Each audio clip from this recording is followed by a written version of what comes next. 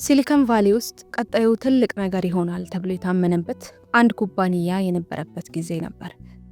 ይህ ኩባንያ ትልቅ ራዕይ፣ ታታሪ መስራች ያለው እንዲሁም ምርቶቹ ከጊዜያቸው የቀደሙ የሚመስሉ ነበሩ።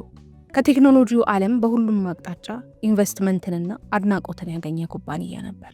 ያ ኩባንያ ጃኦቦን ተብሎ ይጠራ ነበር። ዛሬ ይህ ትልቅ ተስፋ ተጥሎበት የነበረ ተቋም እንዴት ሊንኮታኮት እንደቻለ የሚያሳይ ቪዲዮ ይዘንላችሁ መጥተናል። ቻናላችንን ሰብስክራይብ በማድረግ በየሳምንቱ አስገራሚና መሳጭ የሳይንስና ቴክኖሎጂ ቪዲዮዎችን ይመልከቱ። የጃኦቦን ታሪክ የሚጀምረው የሰውነት እንቅስቃሴ መከታተያዎች ወይም ፊትነስ ትራከርስ፣ ስማርት ሰዓቶች ወይም ስማርት ዋችስ ወይም ደግሞ ገመድ አልባ የጆሮ ማዳመጫዎች ወይም ዋየርለስ ኤርፎንስ የዕለት ተዕለት ህይወት አካል ከመሆናቸው ከረጅም ጊዜ በፊት እንደ አውሮፓውያን አቆጣጠር በ1999 ዓ.ም ነበር።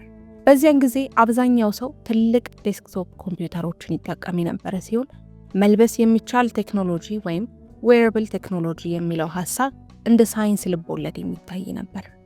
ነገር ግን አንድ ትልቅ ህልም የነበረው ወጣት ስራ ፈጣሪ ሁሴን ራህማን መልበስ የሚቻል ቴክኖሎጂ ወይም ዌረብል ቴክኖሎጂ የወደፊቱ ትልቅ የፈጠራ ስራ እንደሆነ ያምን ነበር። ቴክኖሎጂ እስከ ወዲያኛው በትልልቅ ኮምፒውተሮች ውስጥ ብቻ እንደማይቀር ያምን ነበር።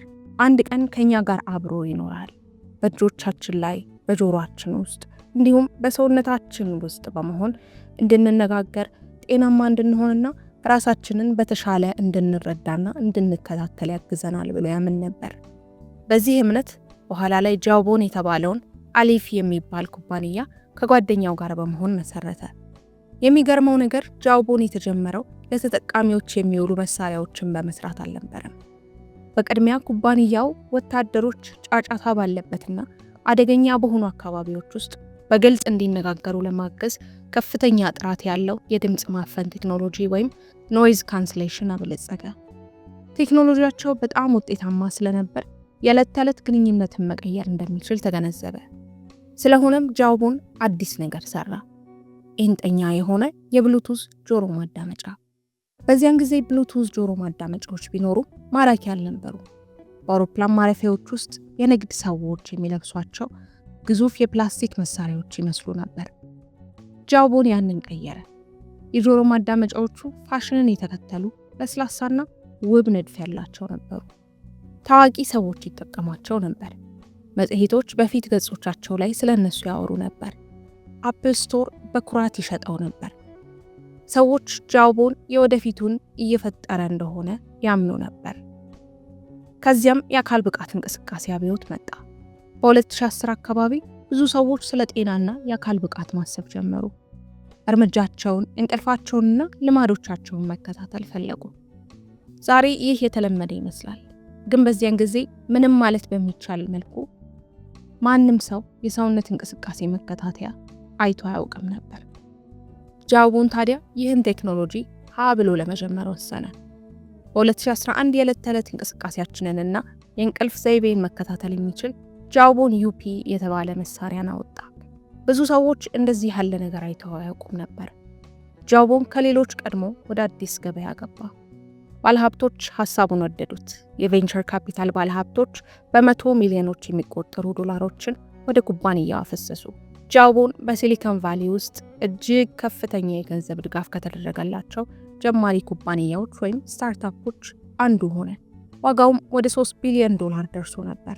ሚዲያው አብዮታዊ ኩባንያ ሲል ጠራው። ሁሴን ራህማንን ደግሞ የወደፊቱን ማየት የሚችል ኮከብ ባለ ራዕይ ሰው ተባለ። ግን ከዚህ ሁሉ በስተጀርባ ችግር እየተከማቸ ነበር።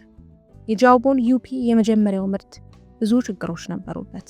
ብዙ ተጠቃሚዎች መሳሪያዎቻቸው ከጥቂት ሳምንታት በኋላ መስራት እንዳቆሙ ሪፖርት አድርገዋል። ጃኦቦን ገንዘቡን ተመላሽ ያደርግና መሳሪያዎቹንም ይተካ ነበር። ይህም ሐቀኝነቱን ያሳየ ቢሆንም ትልቁን እውነትም ያጋለጠ ነበረ።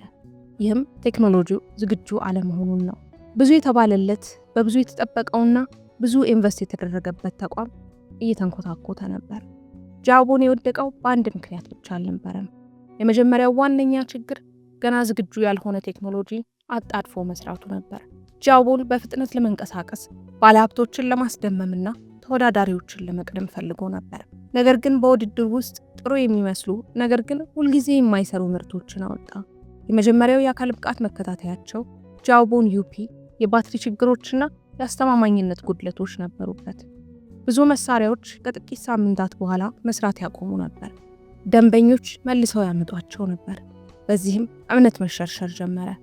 አንድ ኩባንያ በቴክኖሎጂው ዓለም እምነት ሲያጣ ደግሞ ሁሉንም ነገር እንደማጣት ነው። ቀጥሎ የመጣው ብርቱና ኃይለኛ ፉክክር ነበር። በድንገት ፊትቢት የተባለ ተመሳሳይ ምርቶችን የሚያመርት ተቋም በተለየ ስልት ብቅ አለ። ፊትቢት ከጃውቦን በተለየ መጀመሪያ ላይ ስለ ማራኪ ዲዛይን ትኩረት አልሰጠም ነበር። ትኩረቱ በዳታ በትክክለኛነትና በጤና ክትትል ላይ ነበር።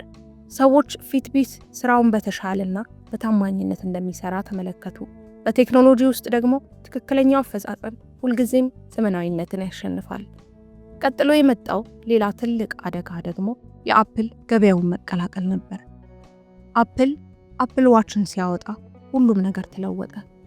በዓለም ላይ ካለው እጅግ ጠንካራ የንግድ ምልክት ስነ ምህዳርና የሃርድዌር ኃይል ጋር በመሆን አፕል ጃውቦንን በአንድ ጀንበር ትንሽና ቀርፋፋ አስመሰለው።